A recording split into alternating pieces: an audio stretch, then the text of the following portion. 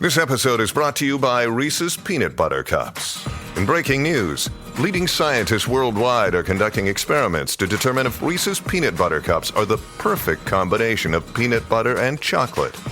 However, it appears the study was inconclusive, as the scientists couldn't help but eat all the Reese's. Because when you want something sweet, you can't do better than Reese's. Find Reese's now at a store near you. This episode is brought to you by Bumble. So, you want to find someone you're compatible with, specifically someone who's ready for a serious connection, totally open to having kids in the future, is a tall, rock-climbing Libra, and loves rom-coms with vegan pizzas on Tuesdays just as much as you do. Bumble knows that you know exactly what's right for you. So whatever it is you're looking for, Bumble's features can help you find it. Date now on Bumble. Hi everyone and welcome to the 63rd episode of Praticamente Inglese. I hope you're doing well, guys. Hope you had a great weekend. Today a great interview is coming. I will interview Micheal Flynn. He is from Dublin and he leads the Dublin Airport's Innovation Hub. So it's a very interesting interview. I will switch straight away in Italian as we will have a very long interview in English. Ciao a tutti ragazzi, bentornati, 63esimo episodio. Fra pochissimo intervisterò Micheal Flynn, lui è di Dublino e quindi molto importante perché l'accento irlandese è leggermente diverso e questa cosa è molto importante, penso, per tutti quelli che ascolteranno rispetto a quello, diciamo, classico inglese, londinese. E allo stesso tempo cercherò di chiedergli tante informazioni circa il futuro degli aeroporti, perché lui lavora all'aeroporto di Dublino e diciamo che gestisce tutto il settore legato all'innovazione, quindi gli farò qualche domanda su questo. Gli chiederò ovviamente di Dublino, perché so che tante persone sono interessate a trasferirsi a Dublino, comunque vorrebbero avere più informazioni, se Dublino è come Londra, quali sono le differenze, e poi ovviamente gli chiederò le solite 3 tips su come migliorare l'inglese e penso che ci darà degli spunti molto molto interessanti. Siccome lui non parla l'italiano, sarò io che, diciamo, ogni 10 minuti cercherò magari dopo ogni domanda di fare un piccolo recap in italiano. So, let's get started with today's episode and let me welcome to Praticamente Inglese, Mr. Micheal Flynn. Hi, Micheal. Hi, Mattia. Really, really nice to meet you, and I'm looking forward to having a bit of a conversation with you today. Thanks for having me on.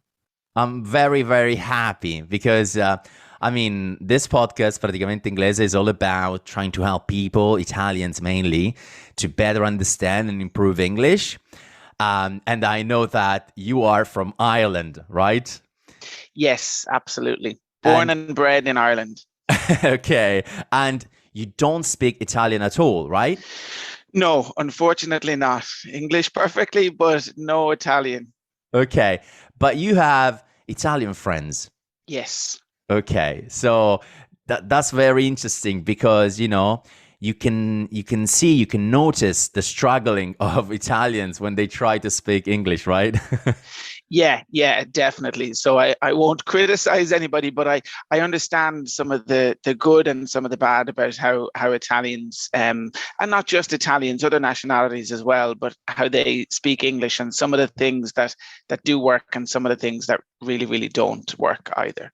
That's great, because I will ask you at the end of the interview about, as I usually do on the podcast, the 3 tips on how to improve English and practical things that we can do in order to improve. But before we start with the interview, I would like to ask you if you can introduce yourself to the audience. I know that you work in a very important airport in Europe, but tell us a little bit more about what you do and your experience, let's say.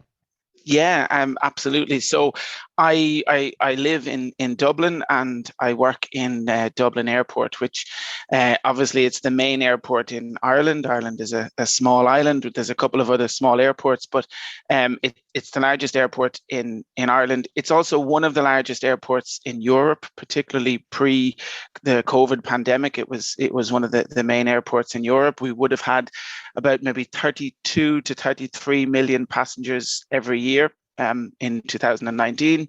Obviously, that's changed in the last few years, but we're looking to grow again, and things are looking positive for the next summer. So that's good.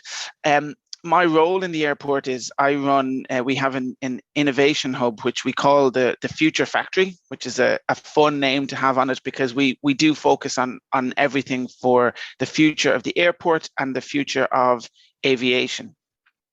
So there's a couple of different things that we do there. We have a very, very small team, but we have a really, really big ambition, I suppose. And we really look at what's happening in the next kind of 5 to 10 years of the airport, what's happening in the next 5 to 10 years of aviation, and what are the trends, what are the developments, what are the changes, what are the changing expectations of our customers and our passengers that we need to be able to cater for.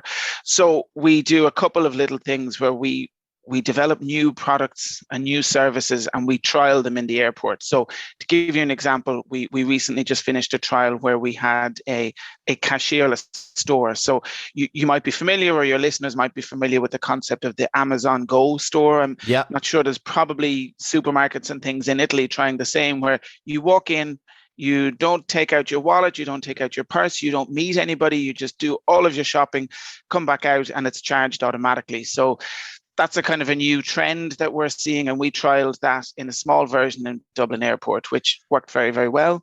And hopefully let me ask you something. I'm very curious, because I know that Dublin is is a great place for everything that is related to technology. I know that in Dublin there's a lot of headquarters of big tech companies, right? Like Google and so many other big companies.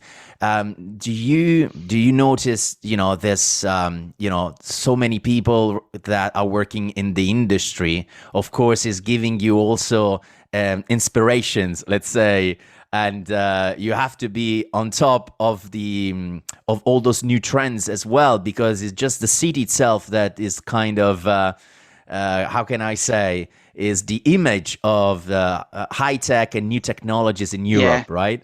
It's a real, Dublin is an absolute international technology hub.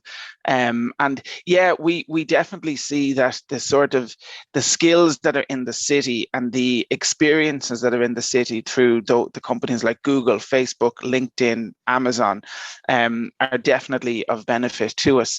But there's one interesting thing actually that we find is, because those companies are so competitive and they have so many workers for them, we sometimes struggle to get the skills that we might need, because we're competing with them almost in a way.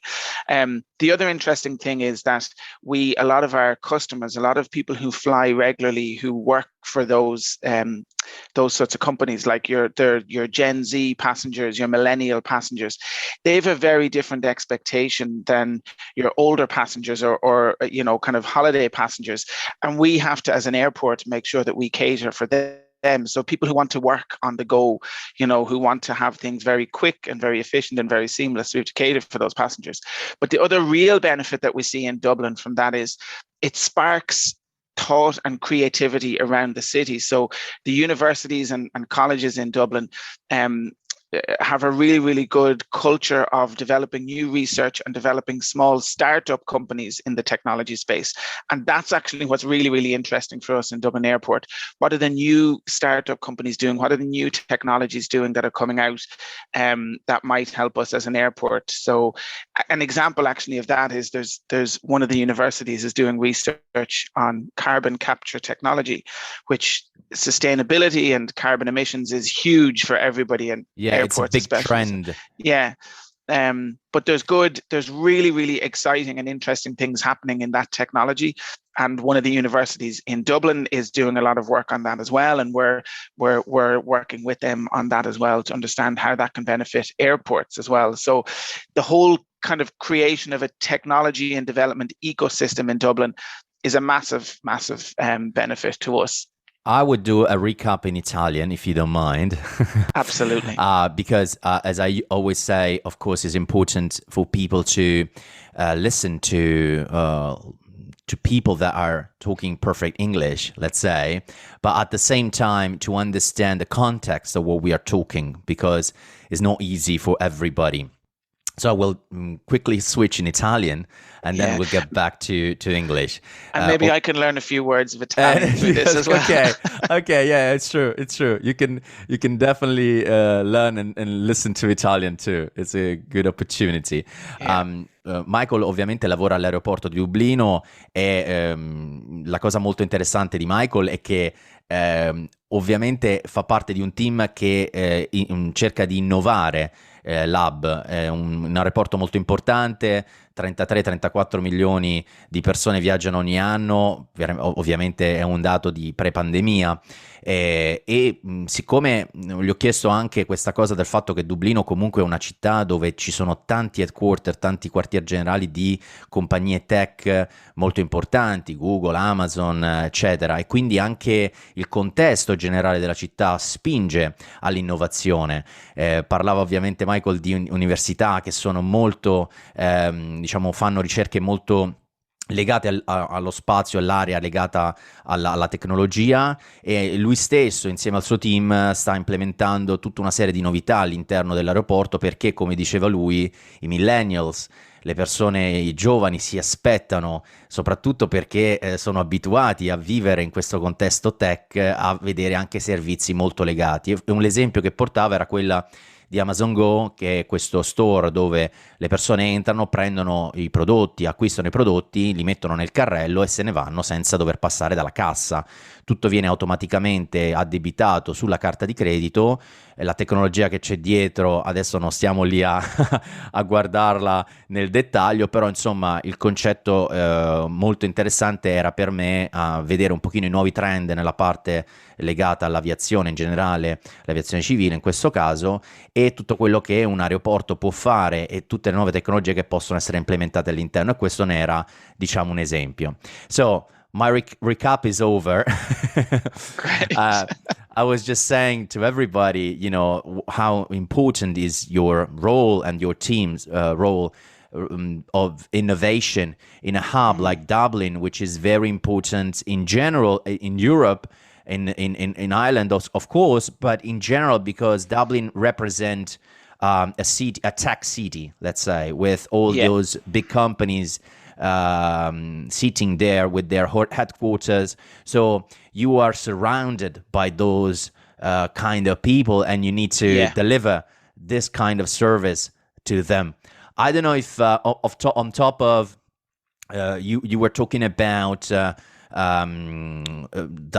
the shop like Amazon Go that you get in, and you don't go to a cashier. You just you just receive the sum you paid. You just pick products and then you go out, and that's something very, very nice, I would say. Interesting. What else? There's other trends related to airports or services in the airport that you could tell us? Yeah, absolutely. I mean, that whole idea of the Amazon Go store kind of fits into, or the cashierless store fits into the kind of concept of a more personalized service. So the idea of personalization is huge, and it's in airports, but it's everywhere. So anything that can make the experience more personal. You'd see as well things like when you want to buy food and beverage, you know, buy a sandwich or a drink in the airport, not having to go to a specific shop, but maybe going to your gate and having it delivered to you. So having the services in the airport delivered to you and making the service in the airport more personalized. That's one really, really big theme. But some of the other interesting ones are, and I'm sure your listeners will be familiar with these as well, particularly ones who travel, but digital enhancement of the whole airport and airline and flying experience is huge, particularly things like biometric travel. So we're all used to flying and having to either, save our boarding card on our phone or get the boarding card printed out. But travel is now moving towards where you shouldn't have to have a concept of a boarding card, that you're biometric. So either your fingerprint or a scan of your iris or your retina in your eye is the best sort of an identification. It's much, much safer as well, because, I can print a boarding card and give it to you, Mattia, and you can travel, but I can't pretend I have your fingerprint or your eye. So that sort of digital and biometric travel, where you use your own biometric identifiers to travel. I should say as well that this is like great, no? The fact that the innovation, there's also an issue on the other side, from my perspective, but which I think you are working on as well. That is the data protection. Yeah. Because of course, when you have my fingerprint, you need to protect that data. So you need to provide high level of security as well, because then, of course, could be dangerous for people if my personal data, there's a data breach, let's say, or things like that. So I would assume that you are trying to compensate what I could be an innovation and to make things easier for everybody, and security as well, but at the same time, the security of the data, right? Absolutely, yeah. And I mean, everybody who lives and works in Europe has heard of and knows of the GDPR legislation, which absolutely protects. I mean, we probably have the most protective data regulations in the whole world, in Europe, and we absolutely have to work within those. And I think the question of data kind of is really, really good, because we have to protect everybody's individual data, but we also have to then make people trust in the process. So I often think it's the very same as like internet banking when that started coming. And nobody trusted it. Everybody thought it's not the way, but over time, people built up trust and saw that it was safe, it was secure, and it benefited them. And it's the exact same principle. If we're doing new things, it has to be safe, it has to be secure from a data point of view, but also from a process point of view, but also for it to help people. And when people can trust in those three things, they'll start to adopt it and get on board with it. But already, I mean, that concept of biometric travel, GDPR and data is a really appropriate thing now as well, because at the moment, between airports and airlines, an airline will collect certain information on you, and like your name, your your passport details, because you need it to buy the ticket.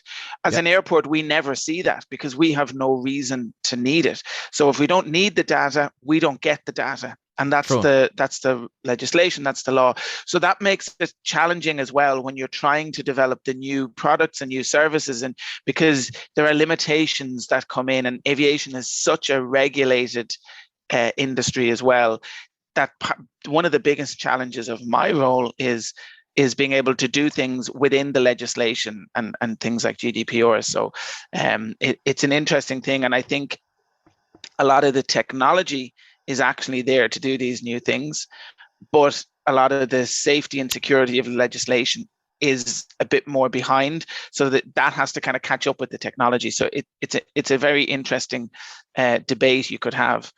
But let me say something in Italian. Let me do a quick recap in Italian as well, because it's very important what you said and our conversation.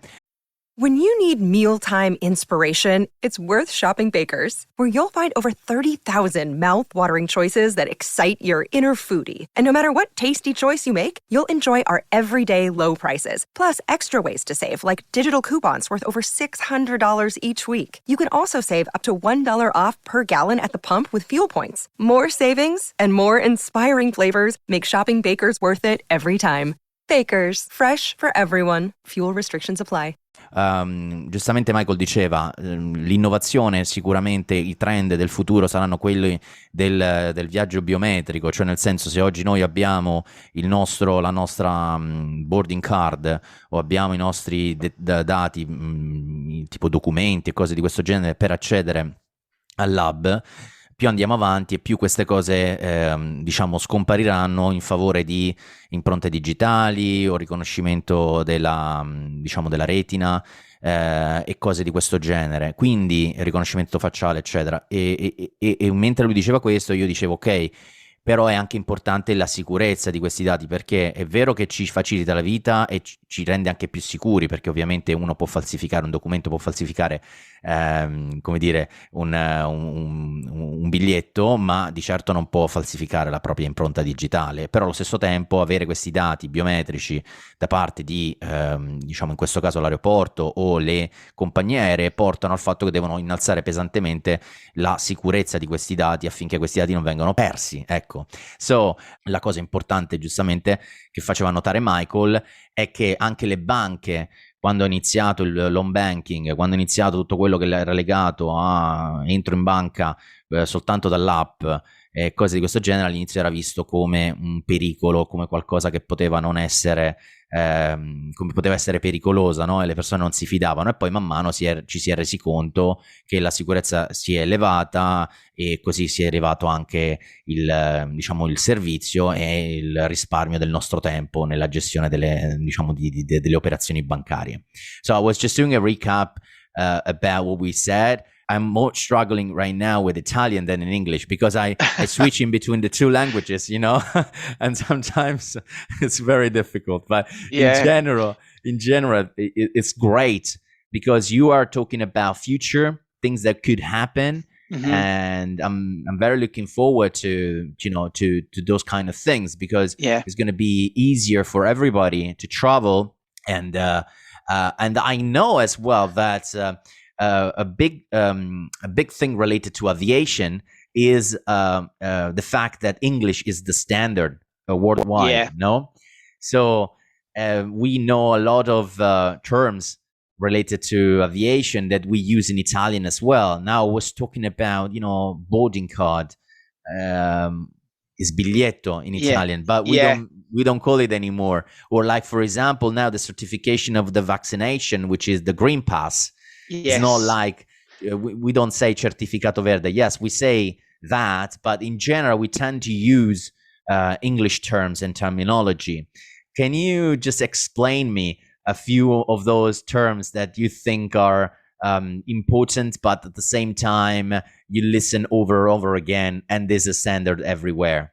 It's interesting as well that that English is the universal language of aviation, because it means that it actually becomes a really, really small world. Like, I speak a lot to colleagues who work in aviation in other airports around Europe and around the world, and it's actually very, very easy for me to do so because we share the same language. And actually, recently I spoke to a peer colleague in Rome Airport about what they're doing, and they're doing really exciting things actually in the innovation space.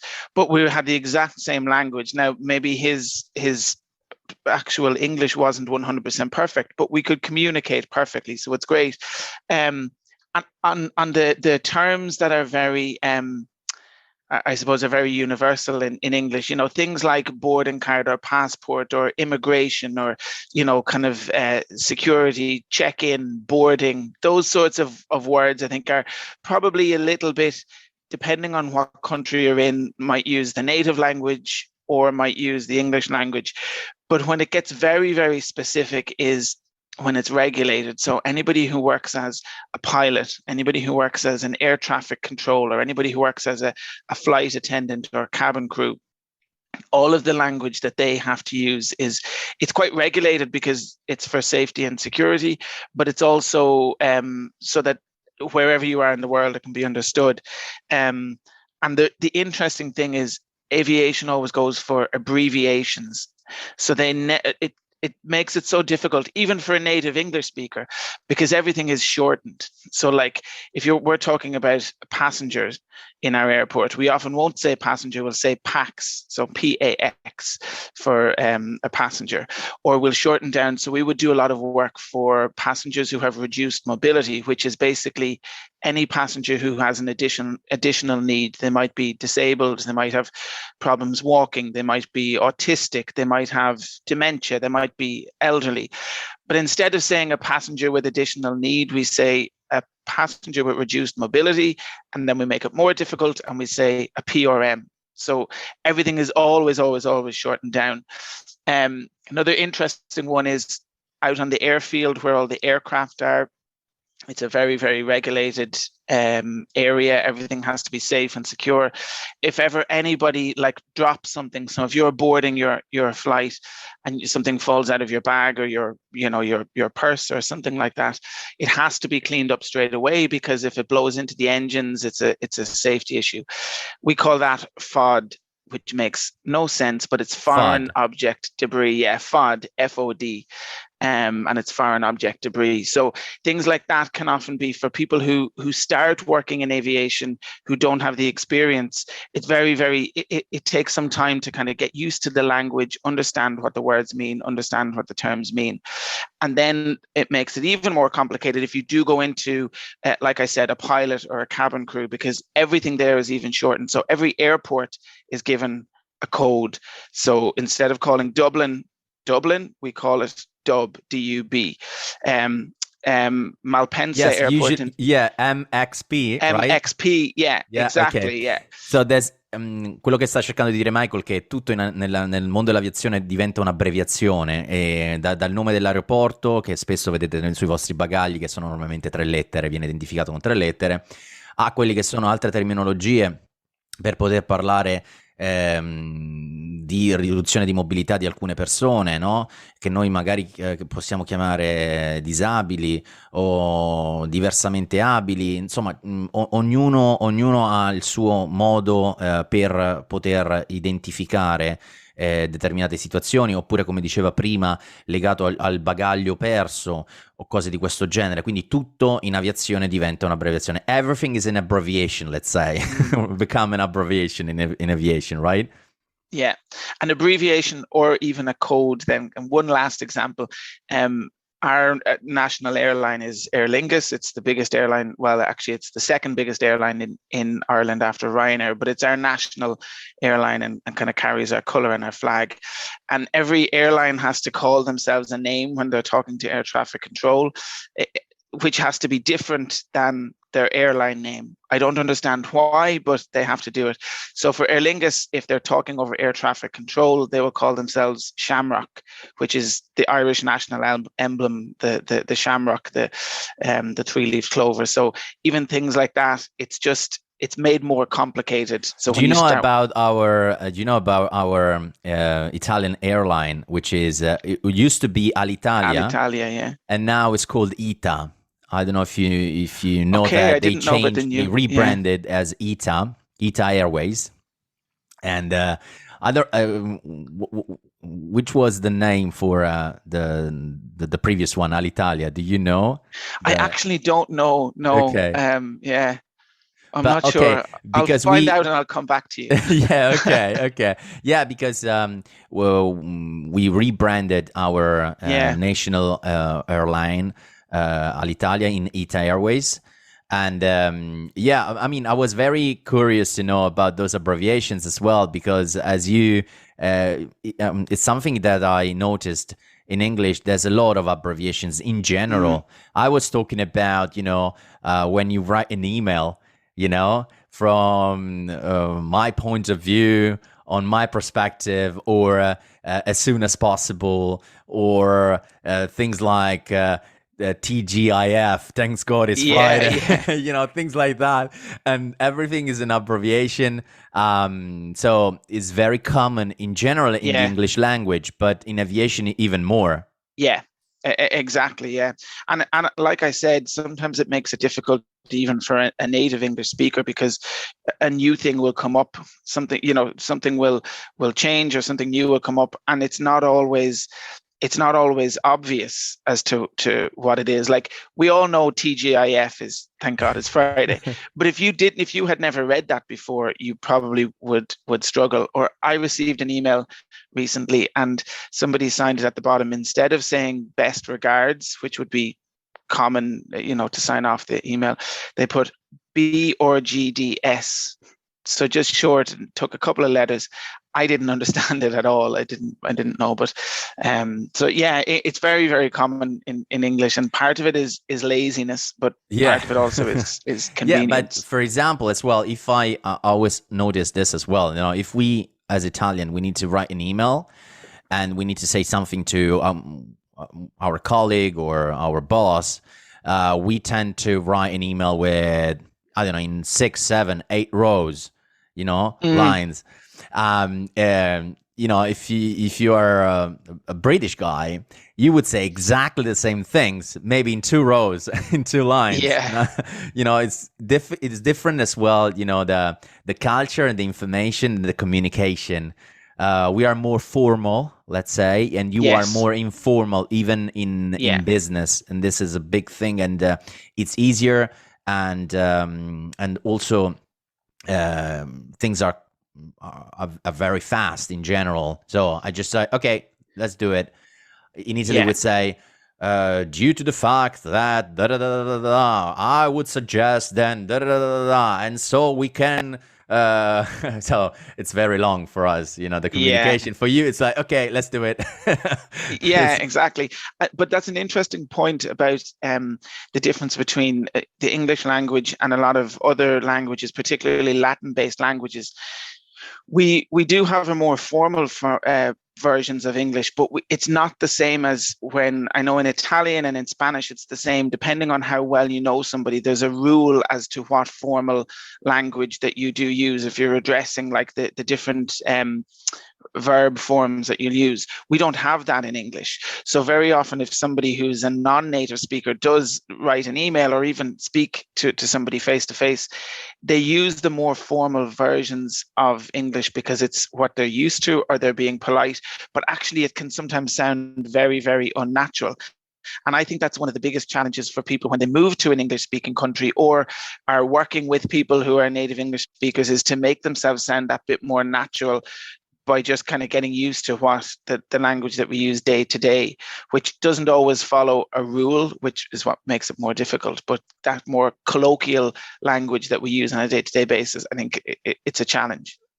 So, for example, I experienced London as a city where I lived for a few years. What about Dublin? If an Italian wants to move to Dublin, would you say that, I don't know, rent is expensive, or how is in general? What would you say? What would you recommend to an Italian that wants to move to Dublin? I think in general, as you mentioned as well before, there's a lot of companies related to tech. And so if you have a background of tech, or you want to, maybe you work in a startup world, let's say, there's a lot of opportunity there. So I would say if you move to Dublin, usually you should already have a job or something like that, maybe. But what about if I want to move to Dublin, like I did in London, and I want to start working as, I don't know, a receptionist in a hotel or a waiter in a restaurant? How is the situation, and how is the balance between the salary, the wage, and the cost of living, let's say? Yeah, I think Dublin is similar to a lot of places right now, that we have a really serious housing crisis. So, and that's all of Ireland. We've too few houses and too many people need houses. So that means the price of buying a house and the price of renting is very, very high at the moment, and it's continuing to increase, and it's a big problem. So that's probably one of the biggest challenges if an Italian was considering coming to Dublin. Apart from that, the jobs market is fantastic at the moment. And that's for, like you say, is people working in tech, people working in finance. It's very, very good. People working in construction. It's very, very good. People working in retail. It's very, very good. And hospitality and tourism is coming back now after COVID, and is coming back very, very strongly. So the jobs market is fantastic, and it's very, very easy to find a job. And both, if your English is very, very good, it's a big advantage. But even if your English is not so good, the jobs market is still very, very good, particularly hotel, hospitality, tourism. It's a great opportunity to get working in the English language, and also to work with, there's a lot of, like, we have a very big Brazilian community in Ireland. We have a big Spanish community in Ireland, South America in general, a lot of Eastern Europeans. So there's a lot of different people with different sort of experiences of English, and that's good. So the jobs market is very good. Housing market, not so good. But then the cultural life in Dublin is really fantastic. And I know I live in Dublin, so I'm biased, but Dublin is one of the reasons I love Dublin is it's a small city, but it has everything that a big city has. So it's a very, very easy city to live in. You can walk most places. It's very easy to to meet friends, go for a coffee, go to the theatre, do those sorts of things. It's a very, very vibrant sort of a city, and a very, very easy city. You don't have to travel hours to get from one side to the other. So the day-to-day lifestyle in Dublin is really, really good. Let me do a recap in Italian, because this is very interesting for Italian people. Gli ho chiesto ovviamente a Michael come trasferirsi a Dublino. Gli dicevo, io ho avuto un'esperienza a Londra, ma in termini di costi e bilanciamento tra il costo della vita e gli stipendi, insomma, com'è, come non è. E lui mi diceva che a livello professionale ci sono tantissime opportunità. Quindi è molto simile a Londra, nel senso che si può trovare veramente tantissimi lavori, soprattutto in quel contesto tech, per cui diciamo Dublino è molto conosciuta, ma anche di finanza.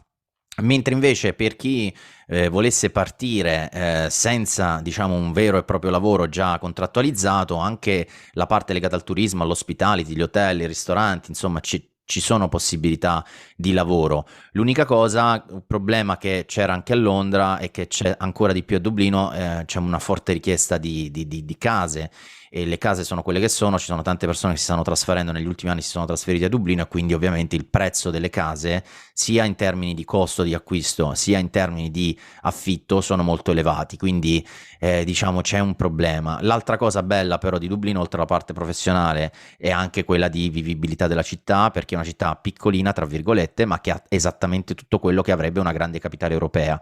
E quindi diciamo anche il vivere comune, diciamo l'uscire, andare a teatro, andare al cinema, passeggiare, insomma c'è tutto quello che ci sarebbe in una più blasonata e grande città, insomma, ecco. Okay, that's great, because now people are it's very difficult now, for example, to move to London because of Brexit, no? Yeah. So I assume that there's a lot of people that they moved from London to Frankfurt, to Paris, and to Dublin as well.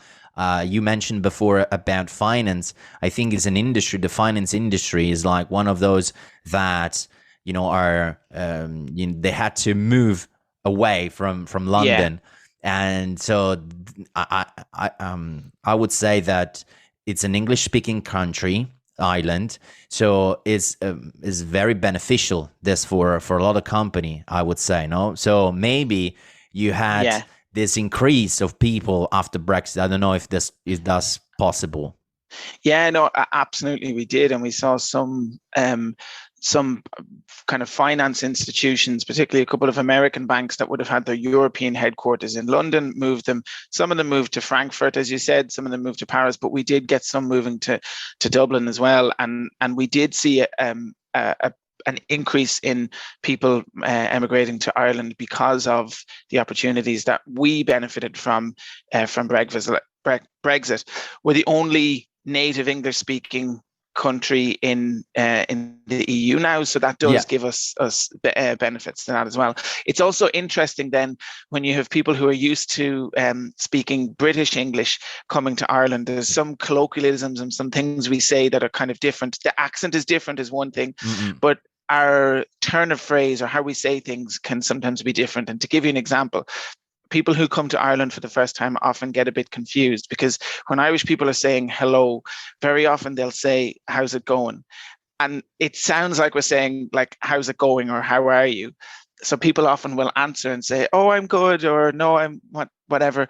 But actually, that's just our turn of phrase. Irish people, "How's it going?" is hello. We're not necessarily inquiring. You don't need a reply. Yeah, exactly. Now, it's not a bad thing if you do reply, but it's strange, and Irish people will react to that a little bit confused as to thinking, why are you answering me? I just said hello. But little kind of colloquialisms or expressions like that, it takes a bit of getting used to as well, because Sì, it is a bit diceva different. giustamente Michael, il come va, no? Non è perché io voglio realmente una risposta da te, è come per dire ciao, la stessa cosa, how's it going? È più una risposta hello, ciao, sto rispondendo al ciao e fine. Non devi ulteriormente dirmi, tutto bene, come sto bene, grazie, o cose di questo genere. È semplicemente una parte che fa parte, diciamo, del salutarsi, ecco. Ok, but I mean, you work in an airport, so I would assume that you had experiences in meeting with people from all over the world and communicating in English. I don't know if you have something to share with us before I will ask you, of course, about the 3 tips on how to, from your perspective, could be good for us to improve English. But if you had any sort of experience with people from all over the world that you would like to share with us. Yeah, I've some interesting. I travel quite a lot, and I like to travel.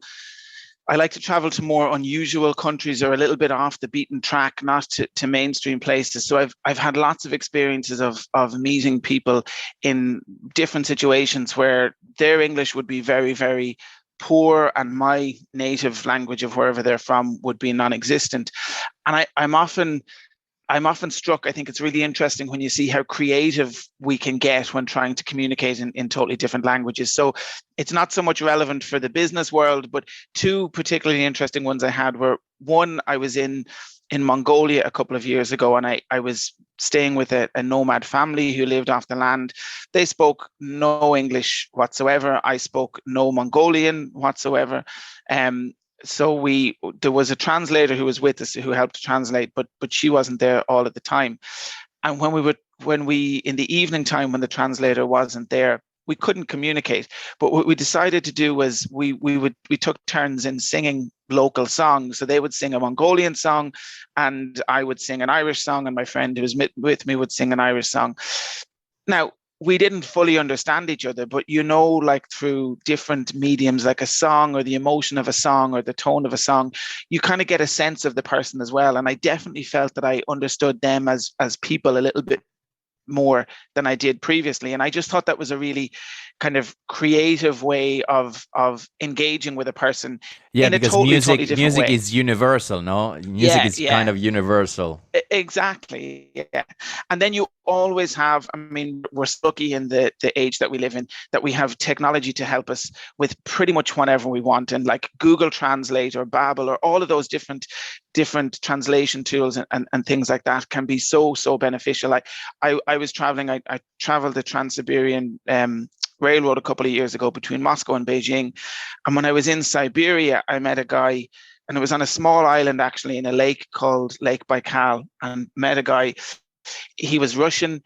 He was absolutely crazy. He told me he was Vladimir Putin's personal physician. I don't believe him, but that's what he told me. But we had a whole conversation over a beer and some food for probably 2 hours. And it was a mixture of broken English. I had learned a couple of words of Russian, but it was like, hello, thank you. It was nothing special. And Google Translate. And we had an absolutely wonderful, engaging conversation. And I could actually see through about 2 hours of conversation, his English slightly improving, because it was just the competence, and he was picking up on words that I was speaking or remembering words that he hadn't used in a few years. So that competence of talking, but it was enabled by Google Translate. Yeah, you're 100%. raising a great point, because I always say to my audience that the very important thing is about to practice English, no? It's sometimes difficult to do so. For example, I've created a room on Clubhouse. I usually do this room. I run this room every Friday, and I say to my audience, hey guys, let's have a chat. Doesn't really matter the level of your English. The fact that you speak, the fact that you open your mouth, you try to say something in English will give you a boost. And exactly as you said, know that this guy from Russia, he was trying to communicate with you in English, and in 2 hours conversation, even that's struggling there, Yeah. he may be improved because he was noticing from your English as well, so he was kind of raising his level as well too. So I think it's very important, and this will bring me to the last question, which is, do you have tips for us? Because I know you have Italian friends, because I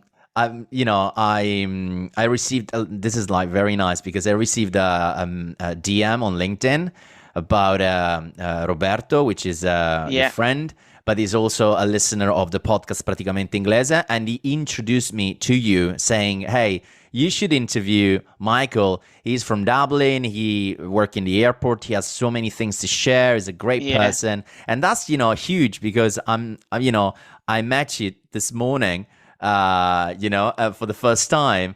And we are talking since 45 minutes. And, that's great, because we're having a conversation. You're saying so many valuable things to Italians listening right now that are maybe struggling with English. They want to improve English because they need it for work, or there's so many other things because they want to improve English. But so this will bring me to my last question. If you have 3 tips on how to improve English, or maybe things that you have noticed because you have Italian friends. Yeah. Well, actually, one of my tips is because of Roberto, who introduced us. When I would often talk with Roberto, and if he would make mistakes or maybe use a wrong term or something, I might feel a bit embarrassed to correct him, because I don't want to make him feel bad. And he always says to me, no, tell me, correct me. If I make a mistake, please tell me. And I think that's one really important thing, is when you have the opportunity to speak English with a native English speaker, tell them to correct you. Tell them that you want to know what you're doing right and what you're doing wrong, because very often I feel bad if if you make a small mistake, I'll feel bad saying, oh, actually, sorry, it's a little bit different than that. We don't say you, we say they, so tell people that you are absolutely open to correction and want to be corrected. Let me straight away translate this in Italian, because it's so important. Giustamente Micheal dice, se avete la possibilità di parlare con una persona madrelingua che conosce bene o che conosce molto bene l'inglese, chiedetegli di correggervi, chiedetegli di farvi notare quali sono gli errori mentre parlate, perché le persone davanti a voi, magari per una questione proprio di correttezza, magari dicono no, ma è meglio che non, tanto ho capito il concetto di quello che sta dicendo, è inutile che lo corregga. Invece chiedetegli di correggervi, perché è importante, vi eleva automaticamente la vostra pratica e la possibilità di potervi esprimere correttamente in inglese. Ok, let's go with the second tip. Okay, so that's the first one. Second one is it's nothing new. It's, as you said, it is take every single opportunity to speak to a native English speaker as much as possible. And I would say that is so much more important than grammar, than vocabulary, than studying, than anything else. I lived in Spain for a little while, and I learned a bit of Spanish purely through speaking to people. I never studied it. So speak to people as much as possible. There is so many websites that have language exchanges of people who want to learn Italian, where you can speak a bit of Italian to them and you speak English, or they speak English with you and you learn it. So speak it at every single available opportunity. And after you've spoken it, then worry about whether you have the grammar, the vocabulary, everything about that.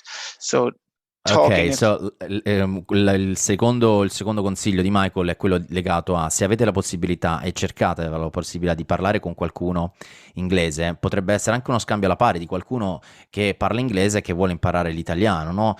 Cercare in tutti i modi di trovare l'occasione di parlare, di colloquiare, di praticare l'inglese veramente, non tanto la grammatica. È ovvio che la grammatica, lo studio della lingua è importante a prescindere, e questo è ovvio, però giustamente in un contesto in cui io voglio imparare l'inglese perché ho bisogno dell'inglese per comunicare, sia al lavoro o per altre ragioni personali, la cosa più importante è quella di provare a parlarlo il più possibile, trovare qualcuno alla pari, trovare un tutor, trovare qualcuno con cui poter parlare inglese. Questa è una cosa fondamentale per ovviamente migliorare e poter comunicare. Let me add something. I would say this in English. My podcast is called Praticamente, which means practically in Italian, because I was starting from exactly your point when I started this podcast. I was saying, okay, we all know English because we studied English at school, from elementary school, you start 1 hour a week is very bad in Italy, the situation with education of English. In fact, if you go to, if you want to listen to a guy, 18 years old guy, there's, say, come on, you just did 13 years, you studied English for 13 years. It's kind of impossible that you're not able to speak. And this is the situation, unfortunately, in Italy, no? And then I always say to everybody, in Italy, we had always an actor, a voiceover, translating English. All the movies we have, everything is translated in Italian. So we don't really know. We never listened to English properly unless you were at school. So we did so many years of grammar, of studying, and we don't know how to speak English at the end of the day. Now let's kind of do the reverse. Let's try to speak English without knowing about grammar, trying to communicate with someone, trying to raise the awareness, and how can you improve?